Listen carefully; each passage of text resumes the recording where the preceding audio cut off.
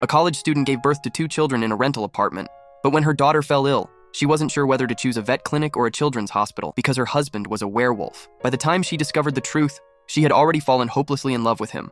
The girl's name was Annie. At 19, she became pregnant with a wolf children to keep her healthy during pregnancy. Her husband would hunt wild game every day. They didn't dare go to the hospital, fearing the children's birth would expose their identity. Their daughter Alice was born on a snowy winter day. They were grateful to each other for providing a sense of belonging. The two, deeply in love, cherished their version of ordinary happiness. The following spring, before their son Eric was even a month old, the children's father suddenly disappeared. Seeing his everyday items and wallet by the door, Annie had a terrible feeling. She anxiously took the children to search for him, only to find a wolf's corpse in a drainage ditch. While hunting to provide nutrition for Annie and the children, her husband had died in an accident. In that day's heavy rain, Annie felt her world crumbling around her. She begged to claim her husband's remains, but was coldly refused by the workers. As the sanitation truck slowly drove away, she knelt in the pouring rain, sobbing uncontrollably, unsure how to face the future ahead. From that day on, Annie became a single mother. All her husband left behind was a small amount of money and an ID photo. Looking at the only picture of him she had, she swore to raise their children to adulthood. But for a woman with no income, trying to raise 2 young children in a city where she knew no one, life was incredibly difficult. Their daughter Alice was energetic and had a huge appetite, constantly demanding food. When excited, she would transform into a wolf, and her wolf nature made destroying things instinctive. Her brother Eric was completely different, shy, timid, and physically weak. Due to his small appetite, he needed feeding every 2 hours. To care for both children, Annie had no choice but to drop out of school and quit her part-time job. The family survived solely on the meager savings left by their wolf father.